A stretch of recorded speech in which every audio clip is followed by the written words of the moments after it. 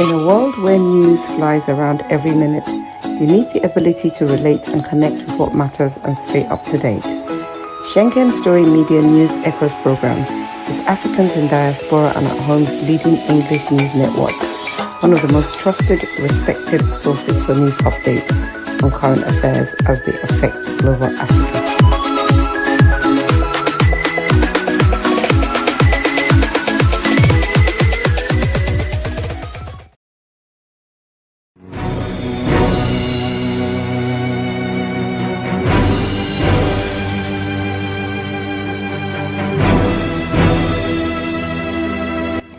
Looking for the right answers to hard and sometimes confusing global events? Look no further.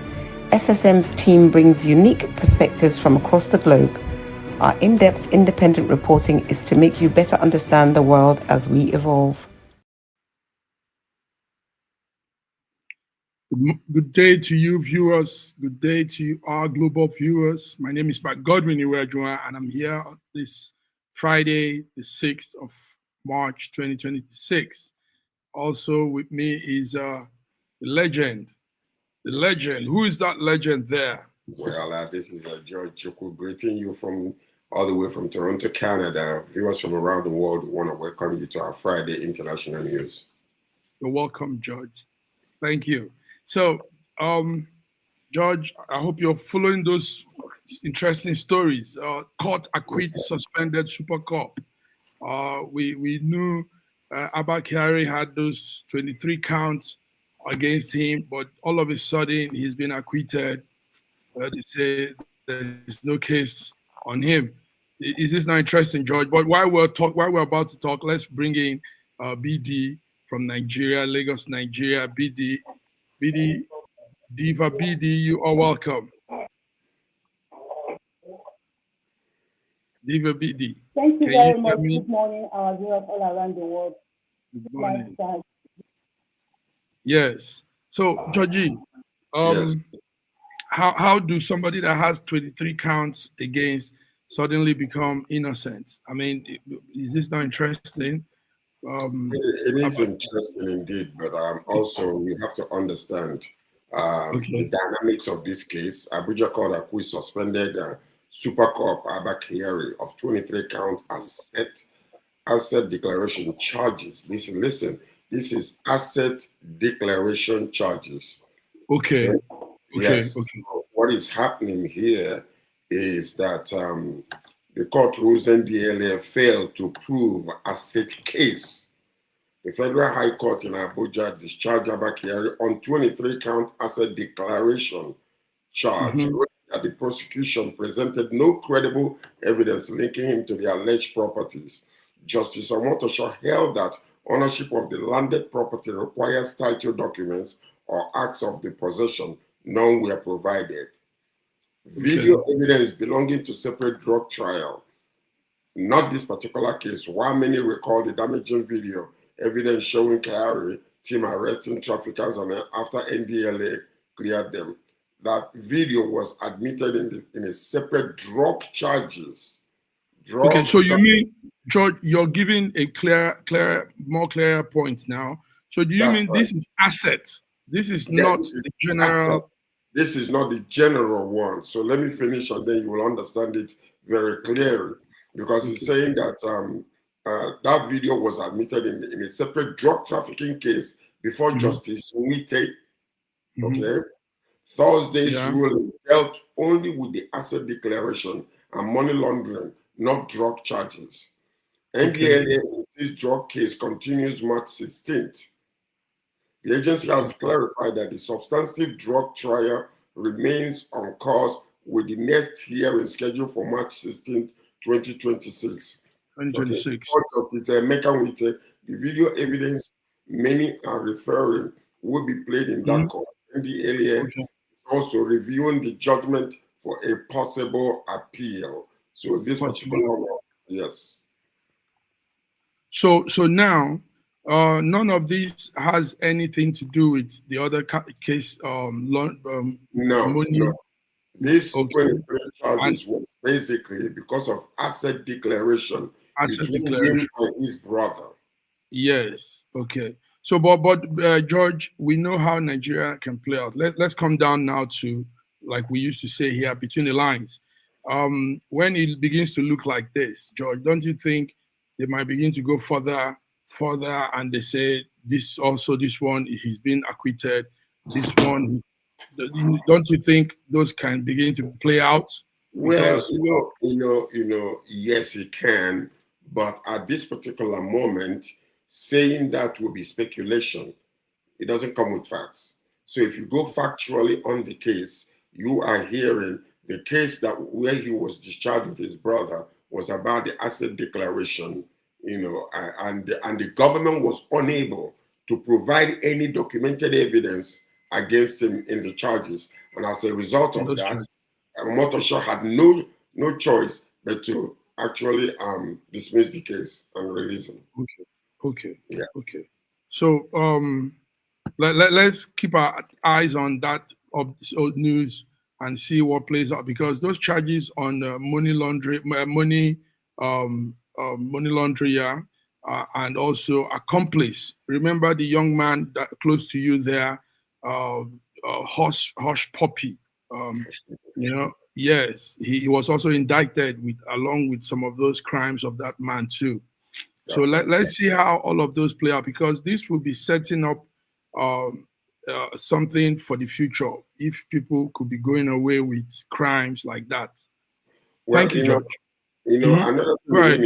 Another thing we need to George.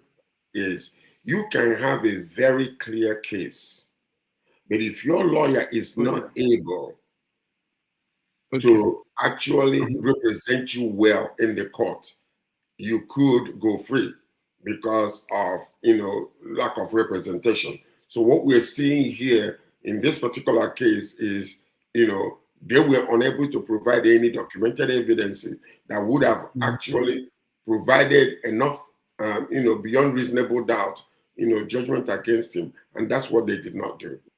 That's what they did not do. BD, can you hear us? Can you see? Yes, you're welcome. Yeah, good. We're talking of the Super Cup. They call him Super Cup, Abba Kyari, and the story around him, the new development around him. George just explained that they acquitted some charges, 23 count charge of assets declaration against him. What's the story from your end?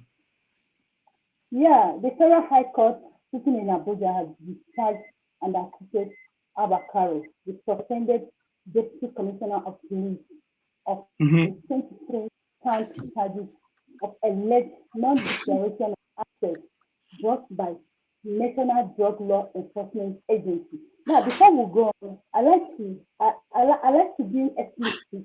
Defense. I like going to the grassroots. Before we go on this, there's one question that has been in my mind all this year. Why is it that it's NGLEA that has to charge Abba Kyari? Where is the code of conduct of Nigeria? Why is it that it is NGLEA that has to charge him to court? And Nigerian government has said that they were unable to provide anything to hold him down. Now, this is a man, a deputy commissioner of police in a country called Nigeria, a man who holds a very high and big office. Yes. This man and two of his brothers said identity of many properties outside this country, running into trillions. Him and three of his brothers, and two of them have been acquitted and discharged. This is a man that they are asking for his extradition. This man is connected to our almighty Hush Puppy that is serving his charges. Yes. This man, and Nigerian government now coming out to tell us that we are unable to provide any document to justify their claim against him. That's the kind of country we have, and they have acquitted and discharged him. All the crimes this man committed while in office, they even said they suspended him. And in that suspension, as they have acquitted him, a lot of things has been given back to him. And Nigerians are sitting quiet, and we want me to sit quiet now. As I'm I'm just trying to hold myself. I don't want to be, the way it is in You me, don't I'm just, get agitated. yeah, exactly. I don't want to get agitated. I'm just holding myself. Let me just talk gently. This is the kind of government we have. And now, I had what And suggested. some people will not see with you on this. Some people will give you a reason why, in fact, he's innocent, why he should. I don't speak for people to feel this with me. I speak because I know what I'm saying is the truth. I had a suggest saying that you might have a lawyer that you will be able to get your case, even if you have a bad case, because lawyer cannot get your case when there is a law, when there is a government, when there is a procedure. Do you understand? This man and his two brothers, that three of them has been discharged and appointed, hidden the identity of three of properties outside this country by 120 trillion. Okay. But what George is saying is that it will just be. Let me come in here. Let me come in Okay. here. You know, emotion does not work in the court. Mm-hmm. They say that the prosecution does not provide sufficient evidence to prove that the property cited in the charge belonging to Bidi, let me finish. Emotion does not. The ownership of the land. They say they did not provide. Sorry, I think our network is not. Our network is not taking it. Bidi, let George come in. George wants to respond to something. Let's hear him. Go ahead, what I was saying is that emotion does not work in the court. Mm-hmm. That's number one. Number two, you can have a very good case, okay? A very bad case where all the evidence might be against you and everything. But if your lawyer is not able to articulate that situation very well in the presence of, to satisfy the court beyond reasonable doubt, you can be acquitted. Listen to this. If you remember O.J. Simpson's case, if it doesn't fit, you have to acquit. O.J. Simpson, many people believe was guilty, okay? But because he had some good lawyers who were able to disintegrate that particular case against him, he got free. So in a courthouse, it's not about emotion. It's not about what the social media judgment. It is about cases that are heard based on evidence presented before the judge. So in this particular case, the NDLA, whether intentionally or unintentionally or by mishap, was unable to provide everything that was needed before to have this man found guilty. They were unable to do so. And as a result, whether they were bribed to do that or not, we don't know. It's all speculation. But based on the case itself and the merit of the case, they were unable to provide the evidence that was needed to prove beyond reasonable doubt that this man was guilty. And that's how the law works. So, viewers, we are discussing Abakari, the super cop, like they call him, that has been declared, that has been acquitted on 23 count asset declaration charges. And now let's see how the other charges play out, BD. Maybe the money laundering, the connection with Hush Puppy and all of that. Let's see how those ones go. But this one is on the assets declaration charges have been acquitted. Now, in one of those properties, Abakari actually accepted that he owns those properties. The one he said in Borno. So him and his brother inherited those properties from their grandfather. And the petitioner asked, what was the work of your grandfather for you to inherit such kind of class of property? Large land. And they were not able to prove it. Now, another area I want us to look at, Justice Omotoso, the judge of that case, was not holding brief for Abakari. He was holding brief for Abakari. Do you understand? In one of his, during the year, he commended Abakari that he has served this country very well. That is not, they are not supposed to persecute him.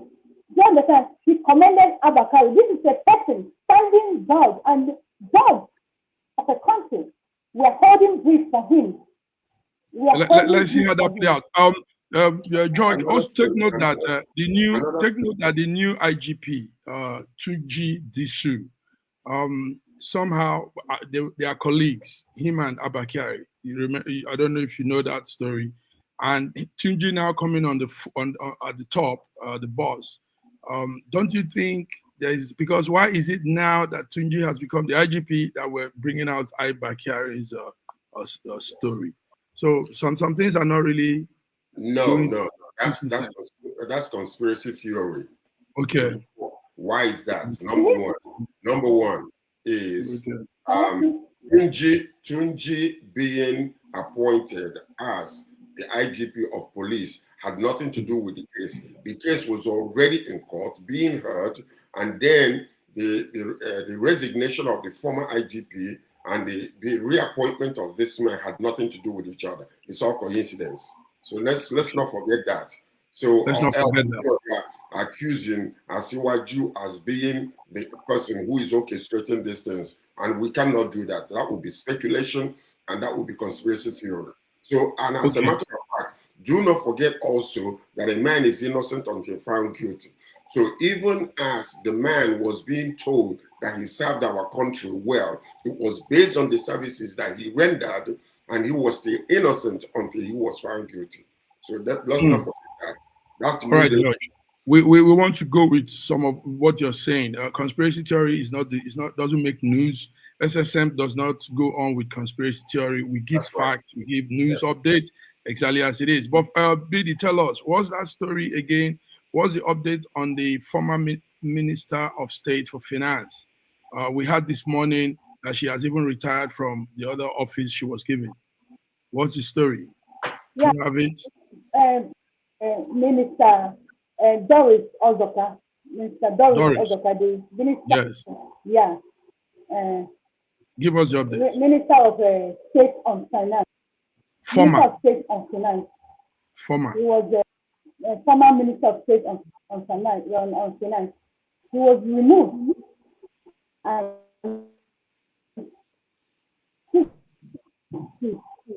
that was 2 days ago. I remember what was going on. There was a problem. There was an issue of 1.5 trillion naira. And the Wale Edu appeared in the house now, and they were asking him the movement of that money. And he said he could not give out of this money. But those a federal minister of finance was telling us that he couldn't give actual breakdown of what happened on his office. But the state, and you and I know, the state does not have the power to remediate in what happened. The Doris is under him, but Doris has that breakdown to give. They now invited Doris. And partly because I thought they didn't educate her well, they didn't tell her what they were keeping out of the public. So she came and gave him her report the way it's supposed to be. And it started from Honorable Ikwete, Honorable representing Abia State. Obingwa South in Abia. Yes. Who was one that brought that to the So they got angry. The presidency got angry and moved Doris out of that office and sent him to budget and strategic planning. So what we just had today that he has left. Yes, because that office is like they actually demoted her. Because the demotion that people keep saying, oh, they didn't remove her. It was a demotion. Look at where they brought her from and where they put her. It was demotion. You know, and I have to beg because most times it's like I overreact. Yes, I overreact because I live in a country that drives in lies. I like to set it the way it is. Doris, if you come to in Nigeria, in an appointment, every region is entitled to 6 or 5 ministers. But in President Bola Ahmed Tinubu's cabinet, Southeast only got 1.5 ministers. Minister of Works and this Doris. Doris is a minister. She's not a full-fledged minister. And one of those half ministers that the Southeast have, they are taking it over from them. And that is Doris. And because she knew that what they did to her was demotion. So she thought, why didn't they just did that to make it be like, we remove her, she's still somewhere. But I'm happy to understand that message as she has left. You do understand? So people who keep saying that Bola Ahmed Tinubu is working for Southeast. I keep asking them, what is the work the Bola Ahmed Tinubu is actually doing in Southeast? George came very boldly on this it's regional short listing. George, openly excluded the Southeast from his cabinet. Do you understand? And I think those people who call themselves City Boys movement, those men from the Southeast who feel that, oh, I want to position myself, I want to work for Bola Ahmed Tinubu. I'm sorry to stand this way, but they will not succeed because a man who hates you and look in your face and tell you I hate you, he's not just saying it, he's living it out in his actions. Bola Ahmed Tinubu is not hiding his head. Thank you, Bidi. Yes. You're welcome. Thank you for that update. Let's move on, George. Let's come to your side, George. A lot is happening from that corner. Now, the Iranian story is getting interesting. Trump says he has to be involved in in choosing the next Iran leader. George. By the way, Bidi, yes. Bidi, you know, the person you were talking about a few minutes ago, the reason why the individual was unable to give any substantial evidence about the movement of the money. You don't forget that the previous ones, when snake swallowed money, remember the snake swallowing money, so that was already used. So if they were to come and say that, well, I think a big giant snake or fish swallowed money, maybe they would have been attacked. So that's why that person was unable to give account of what actually happened. But another thing that you need to understand is this. Do not forget that many times, okay, more time than usual, when such a large amount of money is missing, it might also be involving a lot of other higher offices. And most of the time, these people are nothing but a scapegoat. They've been promised, if it is found out, we'll take good care of you. Therefore, take the bullet, bite the bullet, we take care of you. So that's one of the things that happens. For instance, for a perfect example, is this man, the former bank, federal bank minister. What was his name again? Was the former finance minister? No. The central bank, the president of the central bank under Buhari, that is in court today. Okay. Yeah. Okay. So his case is very complicated. As much as he might be guilty, but he is guilty with a lot of higher people who had him to do some things, and that's why they're keeping him quiet, not to come out and start talking and messing things up. So that's what you have to understand. So this time, Snake did not swallow the money, but I couldn't tell you the money. Maybe something happened and the money just disappeared, disintegrated, and disappeared. So we don't know what happened. So that's it. But regarding Trump, let's go back to Trump. The suggestion that by Donald Trump that the United States should be involved in the selection of Iran's next leader after the death of Khamenei raises serious questions about national sovereignty and international law. Okay, using another nation's leader is typically seen as interference in internal affairs. So Trump doesn't want to hear that. Trump rhetoric towards Iran has long been reflected a deep hostility towards the Iranian regime and its policies, and critics argue that his broader posture towards Muslim majority states has often been confrontational. The context shows how many observers interpret this latest remark. Okay? Now, at the same time, Iran's aggressive posture toward Israel, including missile proxy attacks across the region, has heightened the global fears about regional instability and security. And this is part of the reason why, you see, a lot of times what happens behind the scenes, we don't know. There are intelligence that is being received constantly. Nations are basically sharing intelligence. And for this particular reason, Iran poses a very dangerous threat to the world at large, especially the people in the Gulf region. We saw that now. US and Israel is attacking them, but they go attacking Dubai, attacking other nations around. So that UAE and all those places, all in the name, we're trying to take away where the America is fighting from. But you are actually interfering in other people's internal affairs by, sending missiles and drones to those places. So many analysts argue that we're if Iran were to be successful in acquiring nuclear weapons, the risk to global stability would increase dramatically, and this is true, especially given the ongoing hostility in the Middle East.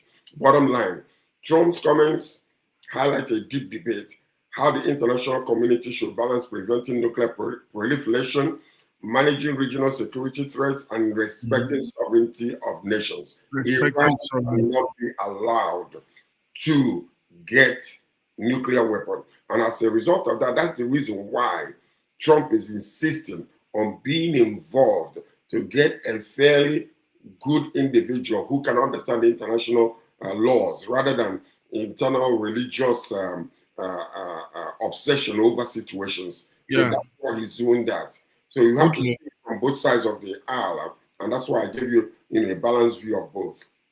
Nice. Yeah. So the plan of the son of Ayatollah Khomeini, the plan of him coming on, yes, that will not work. Trump will not take that because he said, I don't think he will. And let's resume with him for a minute. Okay. Yes. Now, as much as this is a violation of international laws and nation sovereignty, but when you begin to think about what they have done with Hamas and other terrorist organizations by sponsoring them, you will now understand. And these people, they refuse to to learn. As much as these things are happening to them, one of them came and talked, threatening US again. And if you hear the way these people plan this thing for months on end before the execution of this the leader, you will understand that Iran ought to cower down.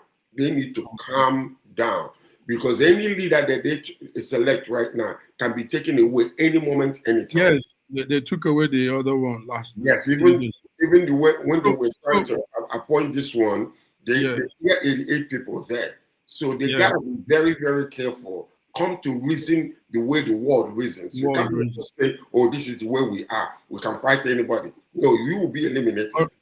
All right, thank you, George. BD, how does this Iran, Israel, America, how is it affecting Nigeria, Africa?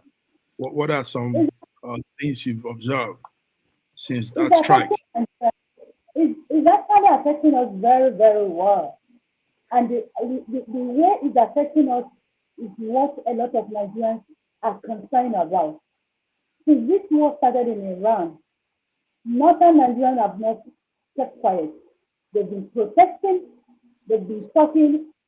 Just yesterday, we saw a group of Muslim leaders having a meeting, and in front of them, they have two children sitting on Israel and USA flag. They spread the flag and they have these two children marching on it in solidarity to Iran. And that is a very much thing that a lot of Nigerians are concerned about. We were discussing it in one of the videos, somebody will say, that we should not talk, so that when they come, they will just say no. I said, do you think if these people actually have the attention in Nigeria, do you think they will ask you where is north and where is south? Every Nigerian will feel it. I don't know, and the federal government has not said anything, at least to talk to northern part of Nigeria about the way they are going about it. And it hurts me because the killing, the herdsmen, the bandits, the terrorists in Nigeria has had its roots in northern parts of Nigeria. And over 2 decades that this killing has been going on, the Muslims Nigerians have they've not protested, they've not spoken up, they've not said anything about how their people are being killed. But they are quick to have been protesting solidarity with Iran. Is that not hypocrisy? So, and Nigerians are actually tense for this, what is going on in Iran. They are tense. Hmm. So, So Billy, also, okay. Billy, one of the things that is happening there is that 99.9% of the people that are protesting, they don't even know the stories. They don't even Mhm. know that. All they heard, oh, a Muslim Shiite leader in Iran was killed. And maybe they were motivated by money or something, and they go out there protesting. When you ask them, when you go and ask a common, 99% of them, they don't even understand the story. They don't know what they're doing. Or they just say, oh, they killed our leader in Iran, or a Shiite person, or whatever the case might be. And this is the ignorance that is happening in Nigeria. Okay. And the government not saying anything is better than them saying and saying it the wrong way. Because we don't want to get involved in this situation. Because really, if you really think about it, in the history of Iran with Israel and with United States of America, all the way down to 1976, during the Shah of Iran and all those type of things, you will understand that these people, they are behaving in an unconventional way that is not widely accepted. So you can say Trump is being obnoxious by saying, "Oh, I gotta get involved in these people's leadership selection," but you gotta understand the history and understand the way they think. It's just like North Korea, the way they think. Some of these other people, the way they think, might affect the world negatively. Look at what is happening now. This war is costing the world a lot of money because the movement of oil internationally is so decreased to the point that there is so much going on. People are being affected. The common man is being affected. In Canada, they are raising the price of fuel at the gas stations, and it's increased, drastically, and it's keep on increasing. The reason being that Iran is strategically placed, and through them there are so many vessels that are passing. And if they're refusing for these vessels to pass, oil will not move to the countries where they're supposed to be. And that's why the common man is feeling the pain. Yeah. When the ones are fighting. And economically, BD, are you feeling the pain too? Is there changes, hike in all of those goods? Gas prices, yes. Fuel prices. Exactly. Mhm. We are feeling it. Okay. Okay. All right. So, viewers, this is Friday, SSM Friday.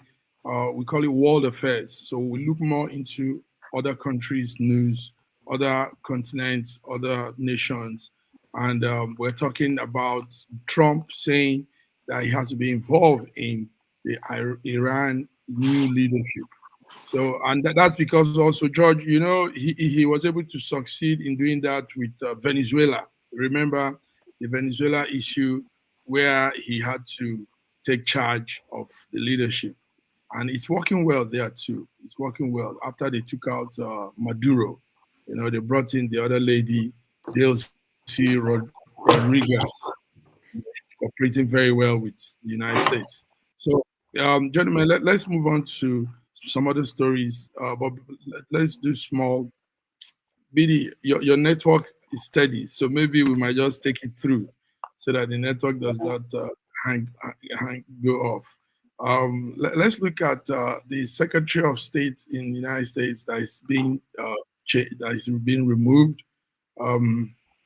We heard that George, are you back there? Yes, I am. Christy, Yeah. with all her shakara, has gone out. Now somebody else will be taking the office.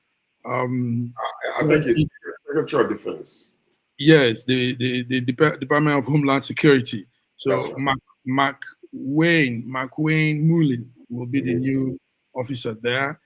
George, is this to tell you that Trump, as much as he has his cock up, his people, he can still do whatever he wants to do? Because Christie was like his main ally, main person, main officer, and now he's just taking her out like that. What's the story there?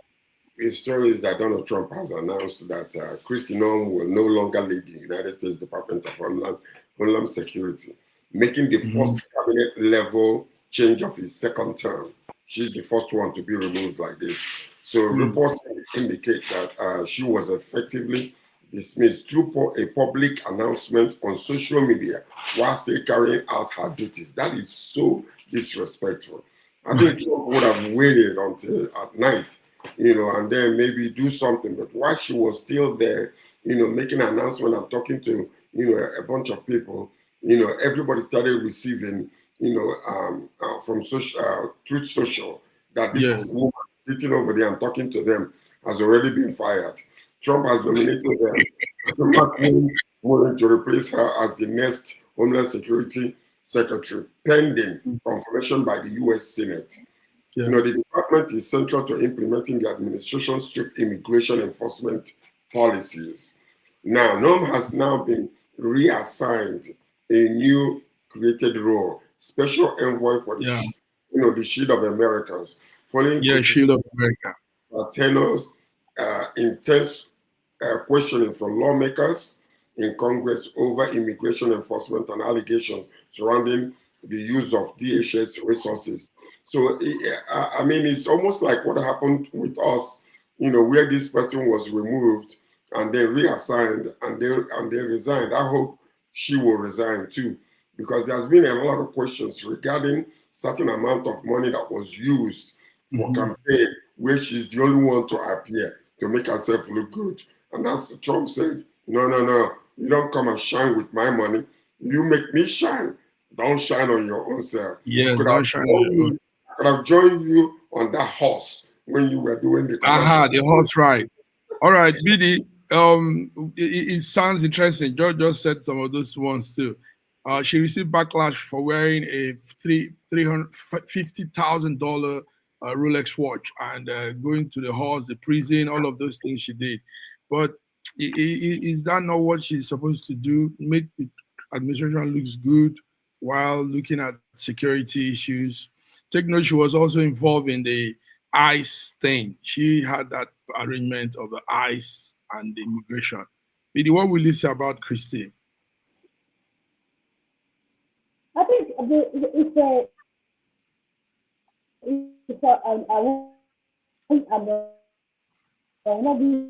Your network is a little bit off, Bidi.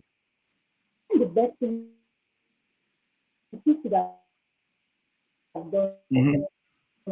Okay. Oh dear. Okay. We can't hear BD very well. BD, I think is the network, but yeah. Thank you. We know you have the story there. Maybe the network is not allowing you, George. But some of the issues Trump was also giving look petty. I mean, what's that thing about dime Rolex watches?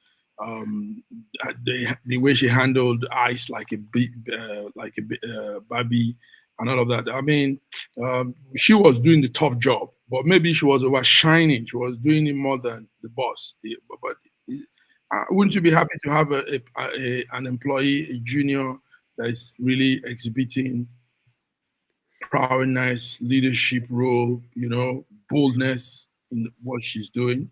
Wouldn't you want to have such a person under you? If you're working for Trump, you gotta be careful. Okay, wow. You have to be careful what you do. You have to be careful what you say. You have to be careful where you are, because the hammer, the axe is on the root of the trees, and if you mess up one time, make him look bad, he will go. If it is that she was lying or saying something or representing Trump, based on a lot of rhetoric that Trump is, saying, and she supported Trump, Trump would have fought for her. But the problem was that she went outshining the boss. And the bosses don't like that, to be outshined. So when you're wearing those watches and going to these places and people, you see, because I say, to whom much is given, much is also required.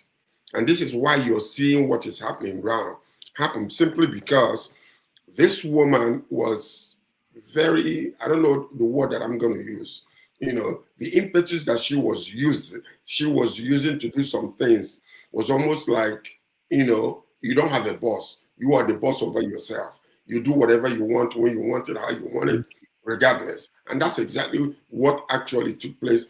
And because she was unable to defend Trump effectively before the questionings that was hammering on her, and most of those questions that was critical was about her, not about the policies. That's what That's right. Not about the policies, George. That you just hit that one there. So, viewers, that's it. The Homeland Secretary is now being changed. Now you have the Oklahoma Senator McWayne Mullin. McWayne Mullin takes over as the man you see there, and Christy Noon leaves. She has been taken to another office that have just been created. The shield of what was that again? The shield of the Americas. Shield of family affairs or whatever the case might be. It's just something that was done not to bring too much shame on her. But the point of that whole thing is this new man that is being that was just appointed until ratified by the Senate is actually everybody's talking very highly of the man. That he's supposed to have been the one because he's well liked, well referenced, and well articulated in the knowledge and experience of that office rather than this lady. This lady was nothing but a bimbo, if you ask me. She was a bimbo, in that office. She might have been intelligent on her own, but when it comes to what she was appointed to do, she was nothing but a bimbo, unfortunately. Oh boy, George has just scattered the whole thing. No, it's true, because you got to listen to, the analysis out there about what people think about her. Okay. And, all the things she's done so far and how she was able to handle the office. And that's the reason why you saw she gave Democrats a room, an inroad into her own affairs. Okay. Do you understand? And that is the reason why when they were questioning her and she was unable to defend what she was doing, so questions kept on hammering and hammering. It doesn't make the administration look good at all. And especially with the midterm elections coming very soon. You don't need any weak link. And that's why you don't need any weak link. All right. Thank you, George. George Strong. Viewers, we are on here Friday, the 6th of March, and we're doing the international updates, world affairs, we call it. George, let's come back home. Yesterday, our big senior father, Olusegun Obasanjo, the one-time president of Nigeria, celebrated his 89th year. It was beautiful. So Nigerians joined to celebrate. A lot of people came out. I saw my friend Charlie Boy bring his gift. I saw the president, Tinubu, everybody coming. George, what will you say about the great man? He has lived through a lot. He has lived through a lot. I applaud Obasanjo. He is a great man. He's an international phenomenon. And he's maintained his position as the first man, the first leader in Nigeria under the military rule, hand over to the civilian government. And then after being jailed for many years, for a while, he came out and became 2-term president also. So he is well respected around the world. And you know what kind of messes me up sometimes is the way the Yorubas are insulting this man, especially under this administration. Can you imagine? Yorubas do not, they don't disrespect elders. But you see some of these new, under Asiwaju, they will come out and say certain things because of what this elderly statesman is saying. If you know how Obasanjo is regarded around the world and among the ex-presidents of the world, he was actually the leader of all the ex-presidents for many years. Yeah. And he was so highly respected when it comes to democracy. So after the South African leader, Nelson Mandela, in Africa, Obasanjo is next in line when it comes to really democracy and what it actually represents. So we applaud him. Prestige. Yes. Very prestigious. He's maintained his statesmanhood so beautifully and so wonderfully. Therefore, with us here on SSM, we wish you happy 89th birthday, my friend. Nice. You say good night, Obasanjo, Baba, I dey respect you. I will respect anyway, you. Tinubu acknowledged his courage and the sacrifice he has done to the nation. recalling those moments. He was in the military, the head of state, like you said, 76, 79, and all of those time. And he came back as a civilian president from 1999 to 2007. He did 2 terms. Okay, so yes, we celebrate you, Olusegun. I applaud you. Happy birthday, great man. Good. And you're going to live to be 100 and something years old. Until you tire, make you no go, stay with us. Your voice is still relevant. Baba. Okay, God has the timing. Georgie, If I was in also, Nigeria, I would have been visiting him now. yeah, close to you is the burial of the great man also, Jesse Jackson. As he's been buried, Nigeria sent some dignitaries to go there. The SGF, the state general, the Secretary General of the Federation, Akume, and the Minister of State for Foreign Affairs, Bianca Ojuku's wife, and some other great people all went to do the final farewell to Jesse Jackson. Did you see anything there, George? Were any events shown to you? Jesse Jackson, after he was a comrade to Martin Luther King. They all fought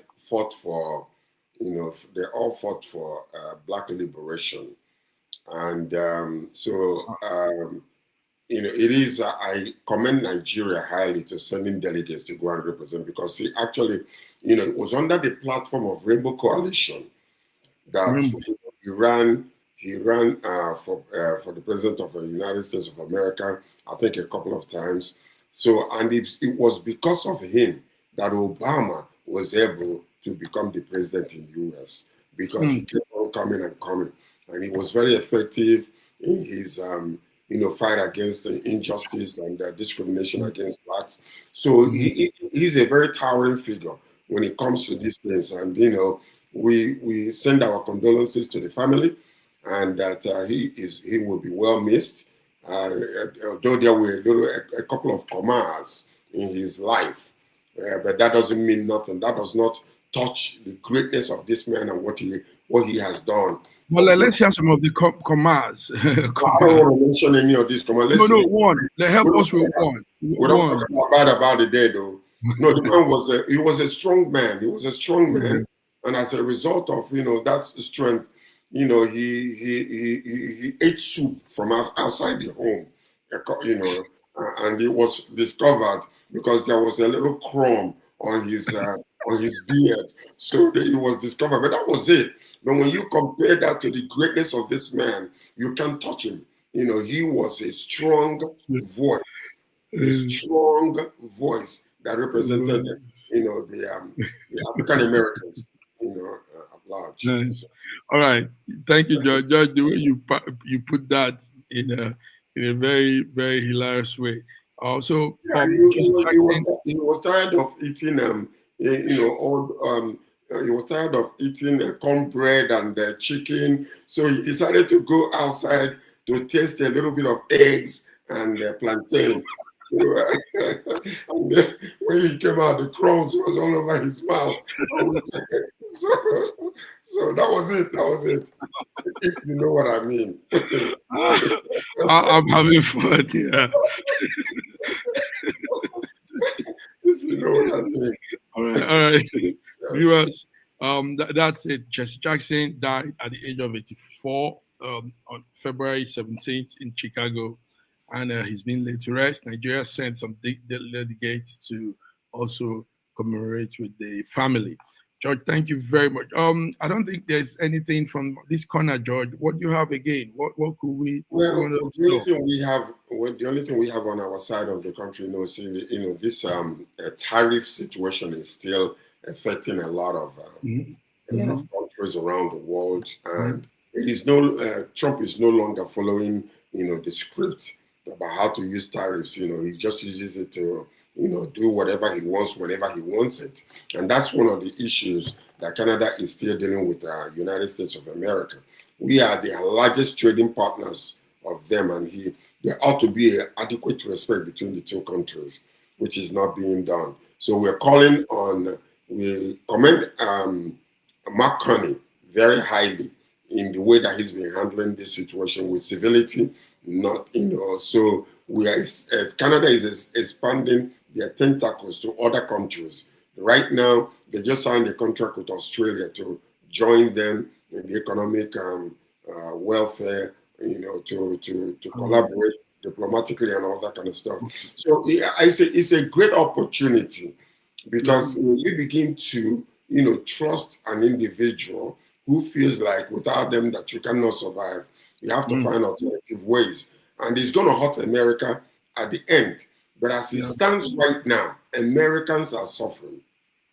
They are suffering because every tariff that is being, increased around the world, the goods that are coming into America, it is the people, the common man, who is going to absorb those high prices. So, and as of now, since America is not replacing some of the things that are important, so when those goods come, the people that are needing them are paying more higher prices. But it's not coming out in the open, but they're feeling it in their pockets. So it's going to be interesting to find out what's going to happen in the midterm election. Now, it seems like they're going to be the Democrats, but the Senate, we don't know yet.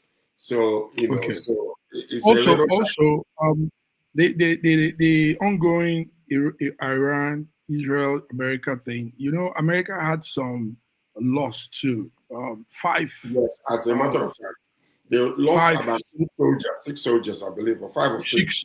6. Yes, 5 or 6. Also, that's a loss.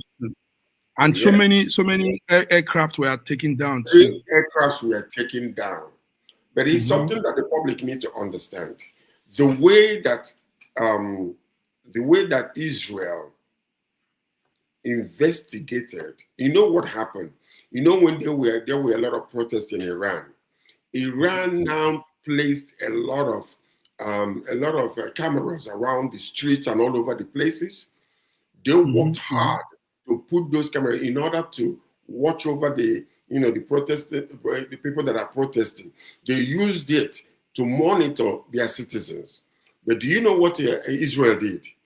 Israel turned around and was able to penetrate into those cameras and use those cameras to actually monitor the movement of the leader and their leaders. And that is how they were able for months to know specifically, directly and objectively where this man will be at any moment and any time. So they do that. That's what they did. That's how they were able to. And also they plant moles in some strategic places, and those moles will look like Iranian, but they are not Iranian. They are working. They give them information. It begs the question. It begs the question. It begs the question of the mentality and the sensibility of these people. Because when you know what happened in Beirut with Hezbollah, how they for months upon years planned to destroy thousands because of the walkie-talkie that they were using, because they thought they were using it to avoid being listened to. But actually, they were all those products that they were buying. They didn't know that Israel already penetrated and planted chips into those things. So when you see how powerful these people are, why are you still going after them? If you can't win them, join them. Why? It doesn't make any sense. Nobody gives up like that. I mean, Iranians are intelligent too. They build things too. They build heavy arms, heavy weapons. They have that technology, so they feel they can face off, but it's not working. But when you see the way they are used, okay, listen to this. They're supporting Hamas. They're supporting a lot of other terror groups, all in the name of destroying Israel. Okay? So what is happening right now is, Israel has been able to combat these people, resist them, so much that every single time something big, all their leaders are the arm's length to Israel. They can eliminate them. They can penetrate. So why are you continuing to do this? It doesn't make any They sense. have all their lists. They have all their names. Once They the have all of leadership them. is Even appointed, this one that was have- appointed to replace, they replaced their leader that just died. His life is in danger because they took that one out. The one that came in, they took them out that same day. The next day, the grandson. The grandson. Yes, the grandson he'll be scared too. He'll be walking by the corner. That's it. And he better be hiding on the ground, because if he's walking around, they're going to eliminate him. So they will. No, the thing is, he doesn't even need to hide. The mechanism they usually have is you don't hide from it. It's a special device that sees through the leadership, because they have this. So what they are doing is they're probably just waiting to see that he's confirmed. He's not been confirmed. They're just tipping him. He's not been confirmed. He's just been. So once they confirm, they might blow him up. Now listen to this. Okay. The funniest part of this whole entire thing is this, and I'm still wondering. I mean, for many, many years, the citizens are tired of being held down. The citizens are being tired. They are so tired of a handful of people controlling the whole entire nation for a long time under this religious, strict leadership. People don't want it anymore. So that's one of the major issues. And this is what they are trying to bring to Nigeria with Sharia law. And I hope we will not allow that to happen, because they want to, constrict and limit and make sure that many people don't have the freedom to do what they want to do, how they want to do it, under the Constitution. Freedom to do what they want to do and how they want to do it. So, George, awesome, beautiful, George. Thank you very much. On this note, we need to go, George. It's been a beautiful week. With Between the Lines, Wednesday African Update, and today's international. And George, we've done the international one today very well. You brought those outlook for us. So till we come again next Monday. We'll come again. I'm still praying that God will continue to bless our president, bless his wife, and bless all the gifts that they are giving to the people. But Lord, I am asking, Mr. President, Bola Ahmed Tinubu, Your Honor, Your Excellency, give us light in Nigeria. We need light. You want to leave a legacy that will outlive your or the third generations. In Nigeria, your name will be stamped as the only man that was able to light up Nigeria and give 24/7 light to the whole entire nation. Accumulate the money. Even if you have to raise taxes, let every man pay 100 naira from Nigeria. If we give you 100 naira with 250 million people, I know how much that money will come to. Give us light. The roads they are building, they are necessary. But right now, the most important thing that businesses need, children need, hospitals need, restaurants need, transportation, people that are driving need, is light, and it will increase and help us with our insecurity. Please, sir, concentrate to give Nigeria light. You will live in something that cannot be erased forever in the minds of the people. Thank you, sir. Powerful. Thank you, George. So till we come again, have a great weekend. God bless you. Elevate your new week. Fuel your success. SSM invites you to kickstart each weekday with our news update, Between the Lines, featuring the week's top news and analysis, and the most attention-grabbing lines, deciphering world event.